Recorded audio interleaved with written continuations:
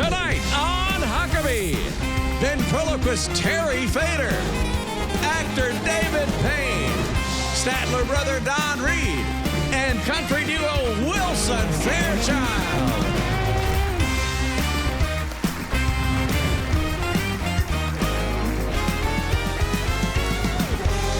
That's Ray Corley in the Music City Connection. And I'm your announcer, Keith Bilbrey. And now, here's Mike Huckabee.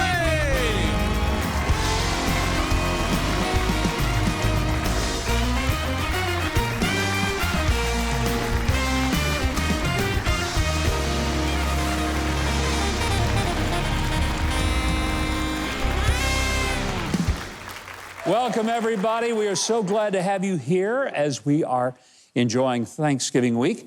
Hey, Keith. Yes, sir. How was your Thanksgiving?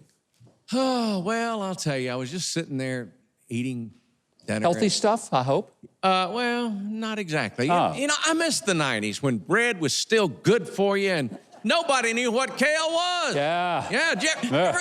Now, just let me ask you, have you ever gotten up in the morning, look in the mirror and think, that can't be accurate?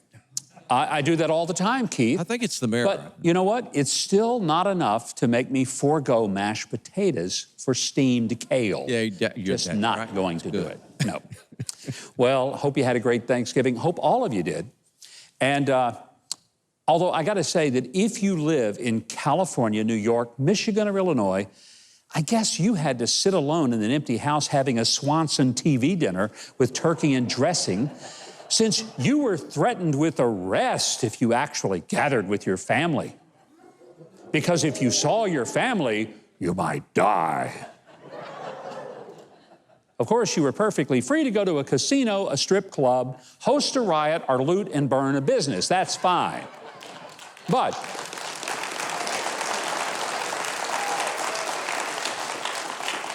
you've been forbidden to go to church where you might sing or chant.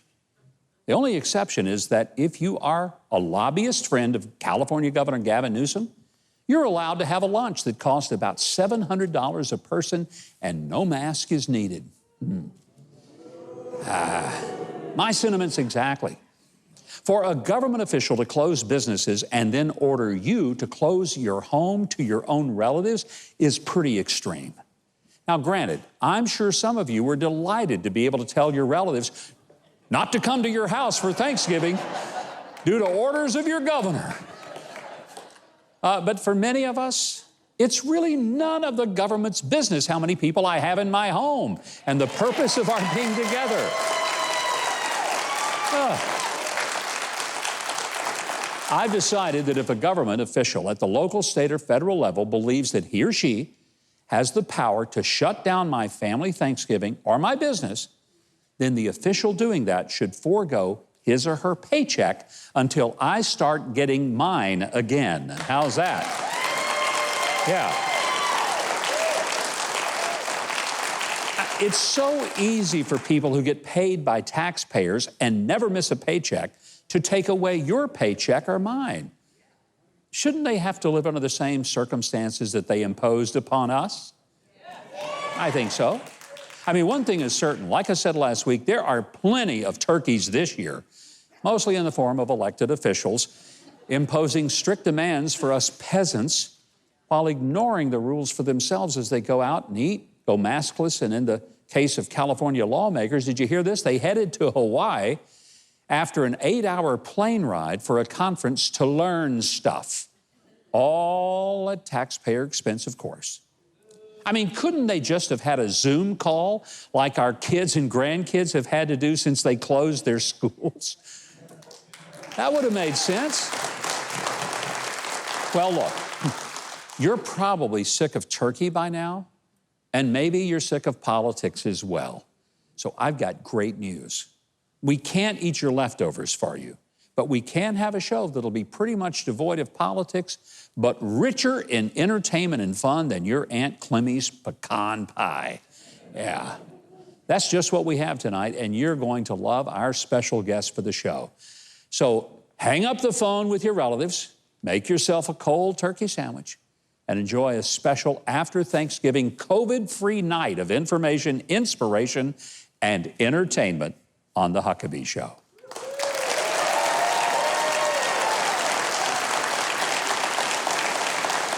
Our first guest burst onto the national entertainment scene in 2007 when he won America's Got Talent. Now, since then, he's become one of the biggest stars in the history of Las Vegas with an 11-year run at his own theater at the Mirage Hotel and Casino. One of his co-stars got here a little early and has been roaming around backstage. Security just let him go wherever he felt like going because he's such a big star. Take a look.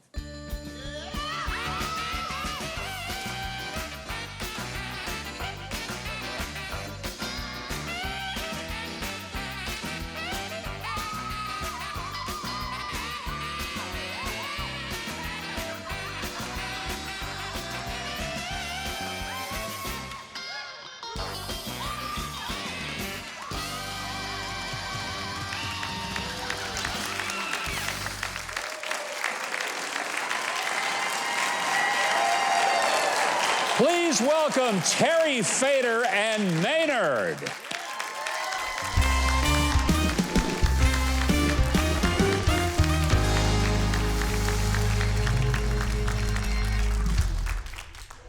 This is such a don't touch me. What? I don't like to be touched. I'm sorry. I notice that's really good. See, don't touch me. Okay. Being very responsible. You have a mask on for COVID. What's COVID? You don't have this on for COVID? No. Why do you have it on? They told me this was a tranquillism show. I didn't want them to see my mouth move. Take this stupid thing off. Okay, now, so don't touch me. Okay, I'm sorry. Now, I just want you folks to know that this Maynard Tompkins, That's right, my name is Maynard Tompkins. and he told me before the show that he is the best Elvis impersonator in the entire world. That is correct. In the whole wide world, you could not find a better Elvis impersonator on the planet. Okay. Well, I'm very excited. So would you do it for us? Do what? Your Elvis impersonation. Oh, yeah, that's right. That's what I'm here for. Okay. Elvis, yes. Here it comes.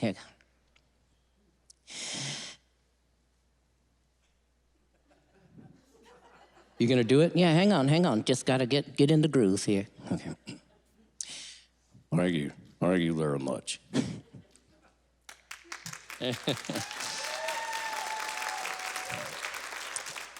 That's it. Are you gonna sing a song? Oh, I don't sing. I just say, Thank you very much. Wait, you don't sing? nope. Don't know any Elvis songs. I do know an Aaron Neville song. Aaron Neville song? What? I don't care about an Aaron Neville song. Could you guys play that here? What are you doing? Oh, holy night, the stars are brightly shining. It is the night of the dear Savior's birth. Thank you very much. Now, that is the dumbest thing. Don't you belittle my people. What? Your people? Yes, I am a proud mannequin American. Maynard, are you gonna sing an Elvis? I don't know no Elvis songs. Well, then what are we gonna do? We got 3 more minutes. Look, I got a solution. What is your solution? How about, and let me ask you this, Mr. Ventriloquist. Could you sing like Elvis and not move your mouth? I suppose I could. Do it. Well, you want me to? That's gonna look weird. No, it won't look weird because while you sing, I'm gonna do this. I'm gonna go.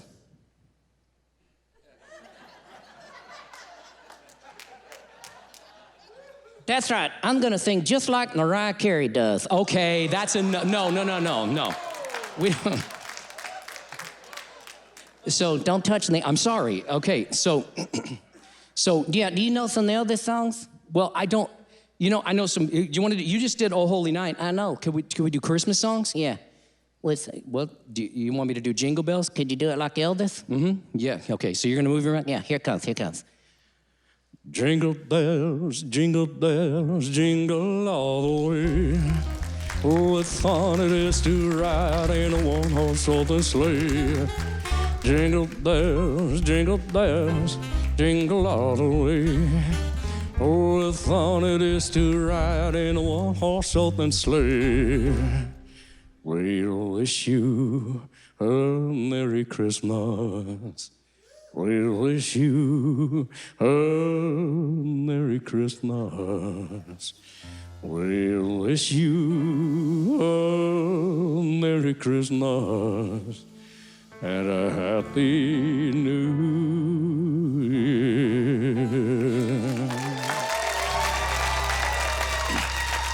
Deck the halls with bells and holly, la la la la la la la la. 'Tis the season to be jolly, la la la la la la la la. Dawn we now are gay up there, la la la la la la la la. La la la la la la la. Wait. You forgot the words. Don't blame me. You're the ventriloquist here. All right, well, anyway, I want to thank you very much. Did it look good? Did he look like he was singing? Okay. Thank you. Thank you very much. So I told you, would you stop touching me? You touch me one more time, I'm gonna go all Chucky on your butt. Sorry.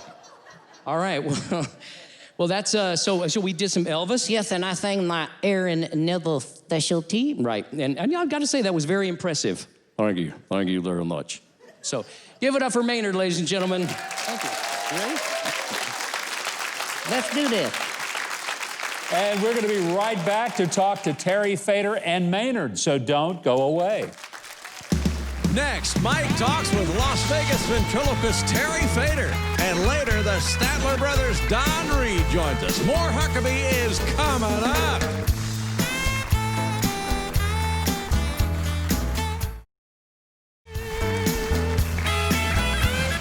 On tonight's Huckabee, actor David Payne and the Statler brothers' Don Reed.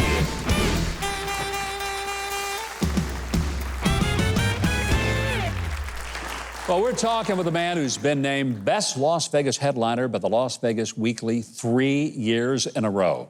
Ventriloquist, impressionist, singer, comedian Terry Fator. Terry, so glad to have you here. Thank you. I'm very glad to be here.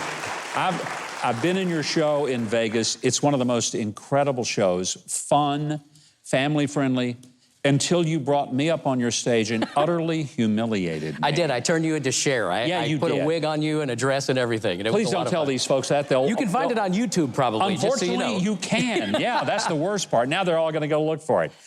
I'm going to ask Maynard something then. Anything. Just ask me anything, well, Mr. Huckabee. Thank you. Maynard, who is your favorite artist? Myself. Yourself. Well, that makes perfect sense to me. Do you have any plans to do like maybe an Elvis cover album, something like that? No, actually, the only thing that I plan on doing is just sitting here next to Terry. And you know what? Speaking of COVID, are we 6 feet away from you? Yes, we're 6 feet away. I think we are. Yeah. What about you? No, I'm not. You should be wearing a glove.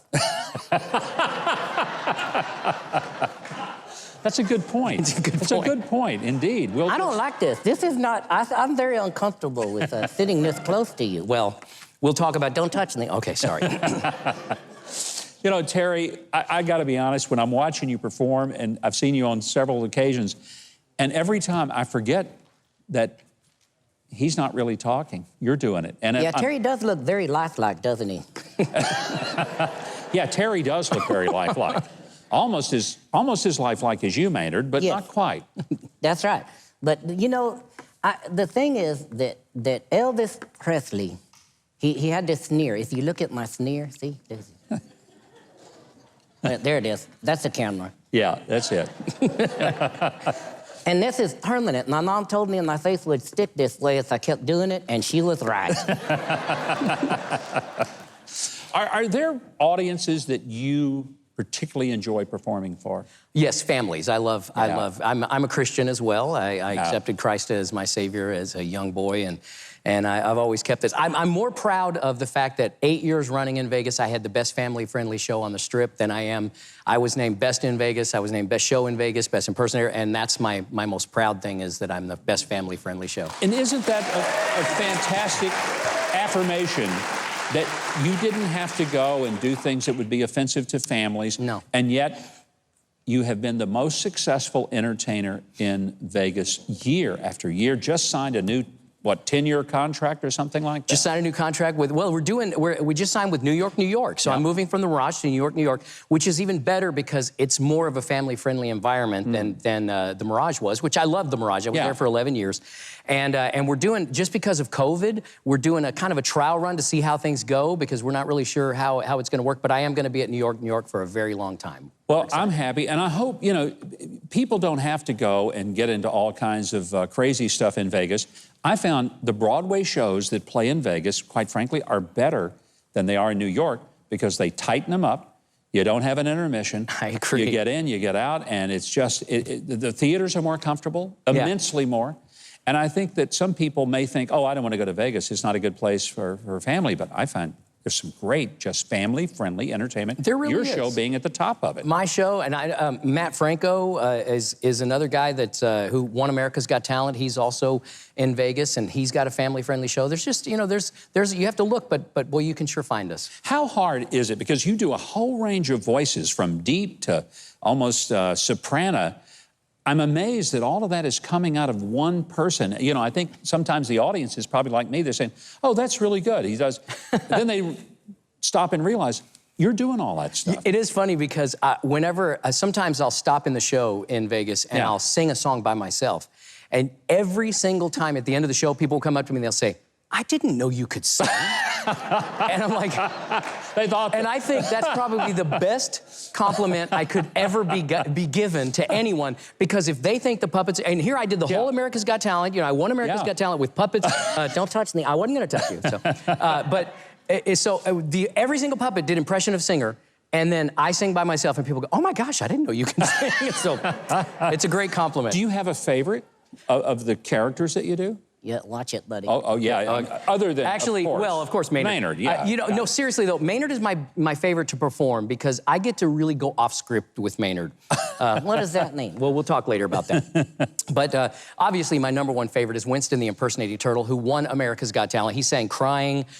Can you do "Crying"? Crying over you.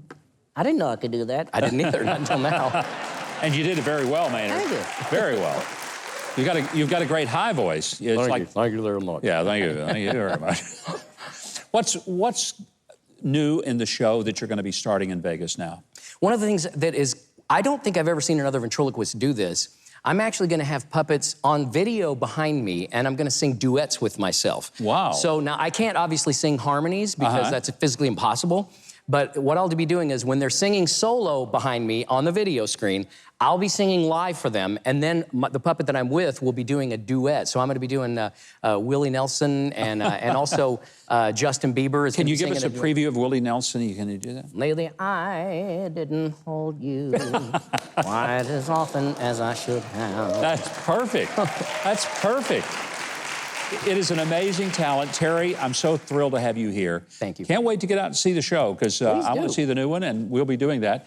And to learn more about Terry Fator's new show called Who's the Dummy Now? At the New York Hotel in Las Vegas, please visit terryfator.com. And be sure to follow @TerryFator on social media. Next, actor David Payne and later Statler Brothers star Don Reed, plus country music duo Wilson Fairchild. More Huckabee is on the way.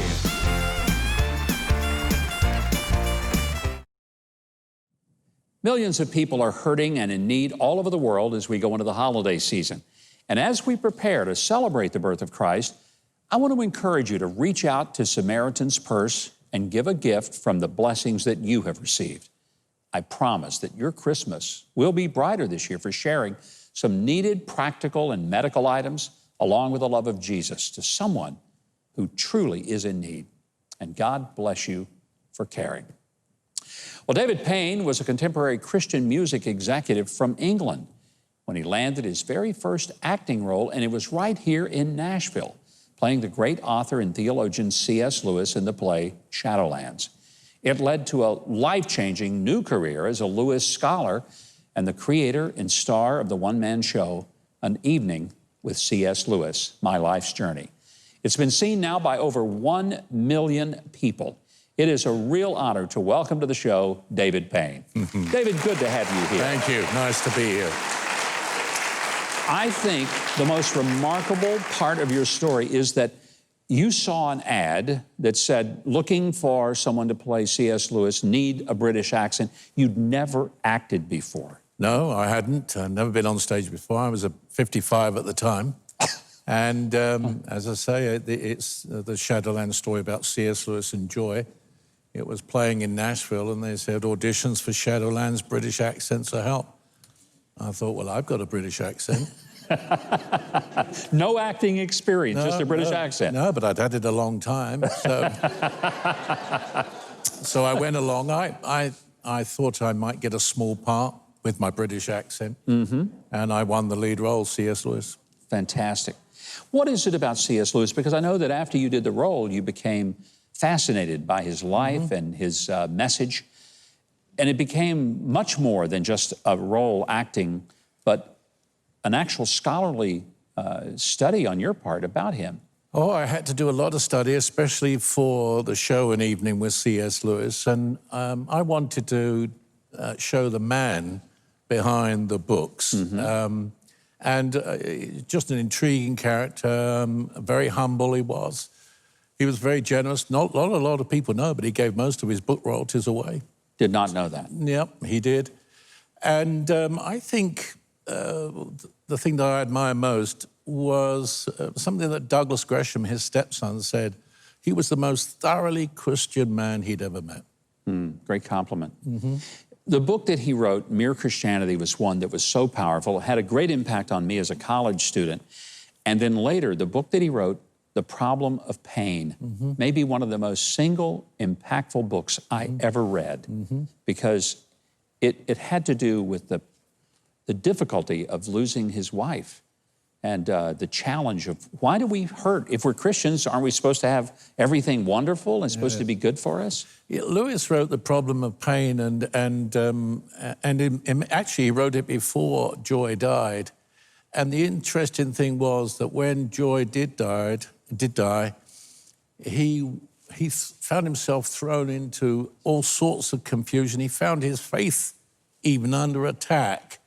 And he realized that there was one thing about writing as a theory, without having fully experienced it, and then suddenly he's right in at the deep end and he has to fight through, and then he comes up and he realizes that God has a purpose in everything. Well, was there a particular part of C.S. Lewis's life that influenced you more than others? You know, when you play a character like Lewis and you spend a lot of time doing it, as I do, you want to think you're portraying a man who is worthy of being portrayed. And I think Lewis really was. I can't think of too many other people that I would like to portray. And people ask me if I will do other things, and I do other little things. But my answer to them is, look, I play C.S. Lewis. That's my main role. You do this all over the country. Are you surprised at the reactions of audience members, some of whom may know the Chronicles of Narnia, but they may not understand what a Christian scholar he was and the impact that he's had? I think that's true. I think people come along, hopefully, to my show, and they find out a lot about Lewis, about his Christian faith, but it's not a Christian play per se. It's about a man who wrote books and became famous about writing books. And I have a lot of people say to me after the show, they'll say, do you know what? I'm going to go and read C.S. Lewis. What a great compliment. You're going to perform a scene from the C.S. Lewis portrayal. Tell us a little about what we're going to see. Well, the play is set in his home, and he's entertaining a group of American writers who have come to see him, and they want to hear a little bit about his life. And the scene you're going to see tonight, if I can remember it, of course, the scene you're going to see tonight is the opening scene. Well, we're excited to have you here, excited to have C.S. Lewis with us in that role. And while David Payne prepares to perform, Keith Bilbrey is going to tell us how we can learn more about David and the C.S. Lewis portrayal all over the country. Well, Governor, you can learn all about David Payne's plays and find showtimes and tickets to upcoming performances at his website, birdandbabyproductions.com. And now, performing a scene from An Evening with C.S. Lewis, My Life's Journey. Here is David Payne.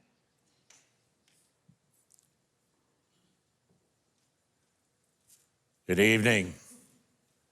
My main name is C.S. Lewis, but do feel free to call me Jack. Most of my friends do. And welcome to my home. I hope you're not too squashed in. British houses are not as big as their American counterparts, I'm told. And I know what you're thinking. You're thinking exactly what the poet T.S. Eliot said to me when he first met me. Mr. Lewis, you appear much older than your published photographs would lead me to believe. One felt like replying, Mr. Eliot, you appear more lucid than your published poems would lead me to believe. Well, I want you to know that it's a delight to have you here. I understand many of you, all of you are from America. And I have to say, without my American readers, I think my success as an author would be somewhat diminished. What do they say? An author is not without honor save in his own country. Or is that a prophet? Well, either way, there's truth in it. It reminds me of a little ditty I once heard. I think I can remember it. An author from Merrow was a very odd fellow. He only could write in a tub. With waterproof ink and a steaming hot drink, he would write till he needed some grub. When he bathed in red wine, he wrote words of rhyme and sent them to ladies of fame. But these ladies of note forgot what he wrote and couldn't remember his name. When he bathed in cow's milk, his words were like silk, and he sent them to men of the cloth. But these gossamer notes were fed to the goats, and they all developed a cough.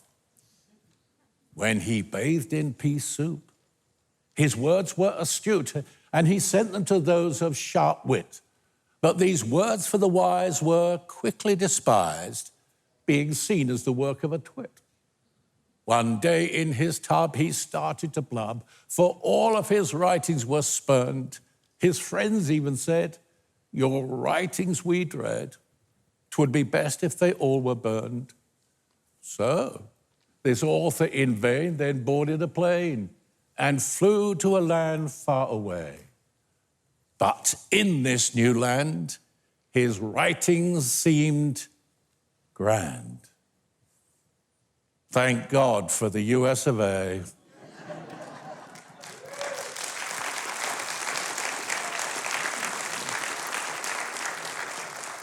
Now, your leader told me that you were here and you want to hear a little bit about my life and a little bit about my writing. So where should we start? Well, if you don't mind, I'll start where every self-respecting Englishman, half Irishman would start, with a cup of tea. My health has not been too good recently, and I find that tea helps to keep me going. So if you don't mind, I'm going to indulge while I speak to you. You Americans drink iced tea, don't you? How strange. Why would you put perfectly good tea in ice cold water? Still, I suppose that dates back to your first big tea party, doesn't it? Now, your leader asked me to answer some questions I very often get asked. One question I am asked a lot is, why did I write the Narnia Chronicles? And even though I told people why I did write them, some people still assume that I was looking for a method by which I could say something about Christianity to children. And I decided that the best method would be a fairy tale. And then I created allegories to embody basic Christian truth. All poppycock, of course. I couldn't write it that way even if I wanted to. Oh no. Narnia all began with images. A fawn with an umbrella, a lamppost, queen with a sledge, a magnificent lion, who, by the way, I first met in a nightmare. And I saw my job as simply linking these images together into a story, and one that had neither a love interest or any deep psychology. And as far as I'm concerned, the method that does not contain those two elements is, by definition, a fairy tale. Put simply, I wrote fairy tales because the fairy tale was the ideal form for what I wanted to say. And initially, there wasn't a Christian aspect. That inserted itself later without any help from me. And of course, as we all know, God works in mysterious ways.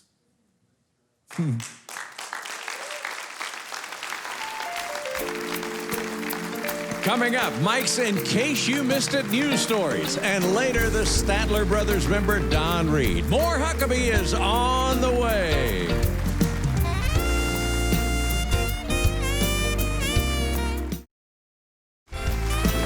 Go to MikeHuckabee.com and sign up for his free newsletter. And follow @GovMikeHuckabee on Twitter.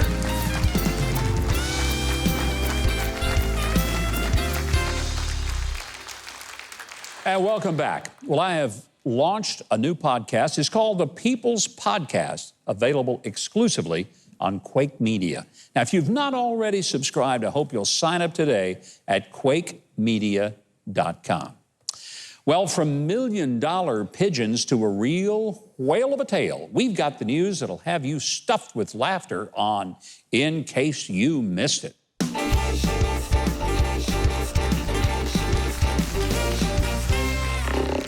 Well, if you think American politicians would do anything for votes, well, you'd be right. Yeah, they would. But they've got nothing on a lawmaker in Sri Lanka. After a coronavirus outbreak was traced to a fish market there, the nation's fishing industry took a big dive. It was floundering. Oh. See what I did there, Keith? Floundering. Got that one? Oh, I like that. I mean, in fact, fishermen were carping. They were. Carping. And in fact, they had no net profits, none. So to prove to people that it was perfectly safe to eat fish, this lawmaker held a televised news conference. He pulled out a whole raw fish and took a bite out of it. Yeah. You know, it would have been perfectly safe to cook it first, but he did prove that fish is safe and that there are worse things to eat than leftover turkey hash. Look, I'm just glad that Arkansas never had a slump in the pork industry when I was governor. I'm going to tell you something. You take a bite out of a live hog, those things will bite back, won't they? Right. You grew up in Tennessee. You know how that I know works. about hog, yeah. They'll bite you. Well, with overreacting governors issuing these draconian restrictions on gatherings, the pandemic might have made your Thanksgiving dinner a turkey in more ways than one. But the good news is experts report that it was at least cheaper than it was last year. See, grocers cut costs to spur sales. So the American Farm Bureau Federation reports that a dinner of turkey, stuffing, sweet potatoes, and all the trimmings cost 4% less than it did last year. And it also took 5 times longer to eat it, what with taking your mask off and back on between bites. The estimated cost, $46.90 for Thanksgiving dinner for 10 guests. But if you had 11 guests, add $1,000 for the fines and legal fees in New York, Oregon, and California. Got to do it. But it was still cheaper than last year in those areas. I don't think I told you this. I was in the supermarket right before Thanksgiving. Yeah? I was over the meat section. And, of course, they had all the frozen turkeys, Yeah. And there was a lady combing through. Obviously, she had a big family. And she asked one of the stock boys, she said, Do these get any bigger? And he said, no, ma'am, they're dead. Did that? That really happened. That really happened? Yeah, I bet it did in your neighborhood. I believe that happened. Well, hey, check out this dog story from the Czech Republic, where a man got tired of the 9 p.m. curfew that was imposed for the coronavirus. So he tried to take advantage. There was an exception for walking your dog. Police saw him in a public area after 9 and noticed that what was attached to the leash was a stuffed toy dog. Yeah. He was taking that stuffed dog out for a drag. I just hope he had a pooper scooper to pick up all the cotton balls that it was dropping. Even worse, the stuffed dog wasn't even wearing a mask. No. Police let the man off with a warning after he claimed it was just an artistic, practical joke. I think he should have told the cops that he was out protesting them. Because when you do that, no quarantine laws ever apply, do they? There you go. You get away with anything if you tell them you're protesting. That's right. Hey, you've heard of Saved by the Bell? Well, some train passengers in the Netherlands were saved by the whale's tail. It gives new meaning to the term the Flying Dutchman. An elevated train ran past the end of its rails, which is bad enough, and it would have plummeted 30 feet to the concrete below. But it was caught in midair and held aloft by a giant statue of a whale's tail sticking up out of the ground. The statue was named, and I'm not kidding, Saved by the Whale's Tail. Wow. Say that fast 5 times. No, I can't, because I might lose the show if I did that. I'll tell you this, though, whoever made that wasn't much of an artist, but he sure was a whale of a psychic. Oh, drum roll, please. Yeah, come on. Thank you. Amazingly, nobody was injured, although some of the passengers were blubbering. See what I did there? Blubbering. Yeah. Clever. Whale, blubber. Anyway, I bet they're the first taxpayers who are happy to get their tax money spent on some very bad public art, don't you think? I bet. Yeah. That's a god. What do you bet they had to hose out that train car?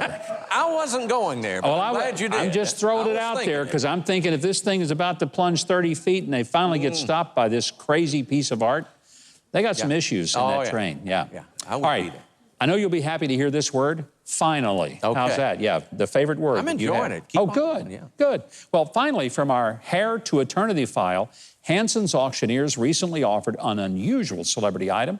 It's a few strands of Elvis Presley's hair, preserved these many years in good old Brill cream, which you remember. Oh, sure. I used Brill cream. Little dab of Doogie. Did you know who never heard of it? Trey. Never heard of Brill cream? No, I have not. Never heard of it. Brill cream. Little dab will do ya. Yep. See, we remember Brill that. cream. You Didn't look use it. debonair. Didn't. Anyway. The estimated sale price was between $5,000 and $8,000 for a few strands of Elvis's hair. Lifelong Elvis fan Tom Unwin bought the hair 10 years ago from Elvis's barber, a guy named Mr. Gill of Memphis, who really cleaned up when he swept the barbershop floor that day. Now, I might pay $8,000 to have Elvis's hair, but not for a few strands. For that kind of money, I mean, I actually want Elvis's hair. You know what I'm saying? Absolutely. Then it'd be different. It'd be like the hair club for men. Then it might be worth it. Well, just like a fish in Sri Lanka, we got to slip on out of here. But always remember, we read the news, So you don't have to. Next, the Statler Brothers member Don Reed and traditional country music duo Wilson Fairchild. Stay with Huckabee.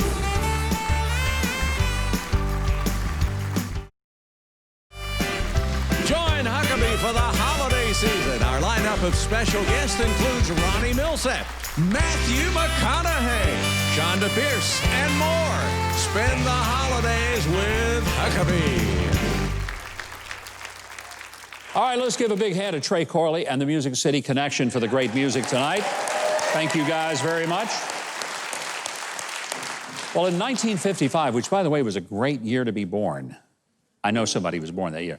Anyway, in 1955, the Statler Brothers formed a vocal quartet. For clarification, out of the 4 members, only 2 of them were actually brothers, Harold and Don Reed. They were joined alongside Phil Balsley and Lou DeWitt. For further clarification, the group never had a member named Statler. They actually got their stage name, get this, from a box of tissue paper in a hotel room. True story. The Statler brothers had hit songs like Do You Know You're My Sunshine, Elizabeth, My Only Love, and Flowers on the Wall. Many, many others, making the Statler brothers Grammy Award winners and members of both the Gospel and the Country Music Hall of Fame. The Music of the Statler Brothers, an anthology, is a book that is filled with 40 years of Statler Brothers stories. Here to tell us about it, founding member Don Reed. Give him a big welcome. Thank you. Don, Thank you, so Mike. honored to have you here. I'm tickled to be here. I read every page of this book this summer. It was so fascinating. I love music biographies anyway. Yeah. And I'll be honest with you, when I thought, okay, I'm going to read the anthology of all the songs of the Statler Brothers, over 250 songs, I thought, this is going to get tedious. I honestly could not put the book down. It was so fascinating. Good. Loved it. And I learned so much about the Statlers, including that there were no Statler brothers per se. We don't even know anybody named Statler. Never have. But everybody thought you were named Statler, Oh, didn't yeah. they? At first, they did. And, you know, the book was started because I wanted to tell stories about the songs. And that's what it's all about. I get into how they were arranged, how we wrote them, because we wrote most of all of our material. And it was just it was a fascinating little job to take on, but I had a great time doing it. It took a couple of years. And you wrote stuff for Johnny Cash. How long did you tour with Johnny Cash? We were discovered by John, and we were with him for 8.5 years, from 64 into 72. So we were part of his show, part of his television show, and we recorded with him, did all of his records with him. So that was a great boost to us, you know. Without Johnny Cash, there would have been no Statler Brothers. Well, we're glad that he saw in you guys something that the rest of the country saw once you were introduced to us. Yeah. Do you have a favorite Statler Brothers song? I mean, you got hundreds, so do you have a favorite? Oh, I like them all because they're all like children, you know. You like them, but some you like better than others, you know, if you got a lot of kids. But, and I don't, so. Do you want to tell us which of your children is your favorite? No, I don't want to do that yet. All right. Well, maybe next trip. Next trip, we'll do that. But let me say, I'll Go to My Grave Loving You is a favorite of mine. And that was a big hit. Yeah. One of the things that I loved about the book, you told the backstory of how the songs came to be. And there were so many of them that I would never have imagined. One of my favorites, and I remember this when I was just a kid growing up, and Flowers on the Wall, one of the big hits, I guess, you know, a huge smash hit for you guys. Then it got resurrected in 1996 when Quentin Tarantino put it in the movie Pulp Fiction. Exactly, yeah. That must have done some cha-ching on the royalties. Oh, it did. It sold again. It was a million seller again for the second time. And we signed off to be in the movie, but we weren't even sure what the movie was or what it was about when we did. And it was a little bit of a shocker. Yeah, I can see that it would be. Yeah. But it was interesting, and it worked out, yeah. One of the things I have admired about you guys is that you have lived in Staunton, Virginia. You didn't go to Hollywood. Maybe you went and did shows there, and you went to Nashville and did stuff to perform and to record. But you've always lived in your same neighborhood, went to the same church, hang out with the same friends. Do you think that kind of gave the Statler Brothers a grounding and a sense of permanency? It did. We wrote so much about memories. We wrote about nostalgia and looking back. And we had that town that we grew up in, that we were still living in, to refresh those memories every day. Yeah. Because, you know, we would walk down, we would go to the same theater we went to as kids. We'd walk down the same streets and the same school. Our old school then became our offices. We bought the schoolhouse, and that's where our headquarters were. So it was all tied into small town USA, and it was just wonderful. Every July the 4th, you guys did a big thing out in Staunton, Virginia. It took tens of thousands of people would come to this big event and celebrate our country, but celebrate the Statler Brothers and your profound influence on them. And, you know, I know you're probably not going to talk about it, but you guys were so charitable and generous to your community. They got to love you. You could be mayor if you wanted to be. Well, I don't want to be. You're a smart guy. You're a smart guy. Yeah, you are.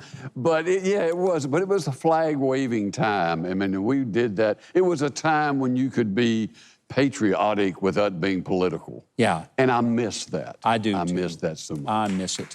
Yeah. I think we all do. One thing we don't have to miss is the great music of the Statlers. It's forever. And this book, I hope our audience will get one. If you've loved the Statler Brothers, and if you don't, there's something really sick about you. But if you have, it's in written form. And also, for those of you that just don't like to read or your eyes don't work as well, it's all in audio as well. And I think it's just something extraordinary. And I'm reading the audio, and that was harder work than writing the book. I can believe that. Yeah. Because it's a long book, but it's a great book. Yeah. Well, by the way, Don has a son, and the late Harold Reed, his brother, also had sons. They have formed a band, Wilson Fairchild. It's the middle name of Langdon and Will. It's a pretty cool band, and they're here tonight. They're going to perform in order to honor the Statler Brothers' music with a song. I think they can do it. I mean, Will and Langdon, who comprise the duo, sons of Don and Harold Reed. But first, Keith Bilbrey is going to tell the folks at home how they can get their own copy, like I've got, called The Music of the Statler Brothers, an anthology by Don Reed. Well, just go to thestatlerbrothers.com to get your copy of Don Reed's The Music of the Statler Brothers, an anthology. You can even get your copy autographed by Don Reed. It makes a great Christmas gift. Coming up, country music's Wilson Fairchild performed the Statler Brothers song, On Huckabee.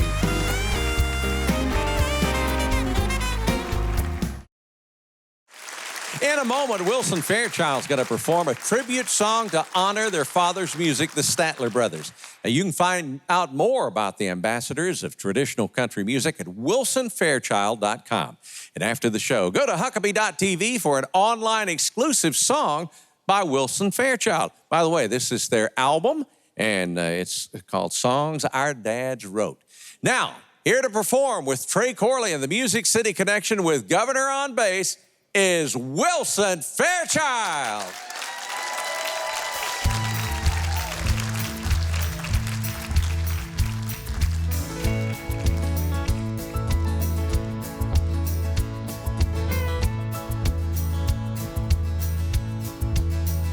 You've been called America's poet, who started out as a gospel quartet. You're entertained on and off of the record, but your records will never forget. You sold out shows to millions, sang your part in 4 matching suits, and accepted your awards and always thanked the Lord. The tuxedos and patent leather boots. Yeah. So carry me back to Virginia and let us hear how brave thou art again. If you ever hear the stage a-calling, we'll even love you better than we did then. We love Shirley Jean Morrell and Elizabeth. A bed of roses makes me Atlanta blue. And thank you, world, for giving us the Statlers, 'cause we'll go to our grave loving you. Yeah.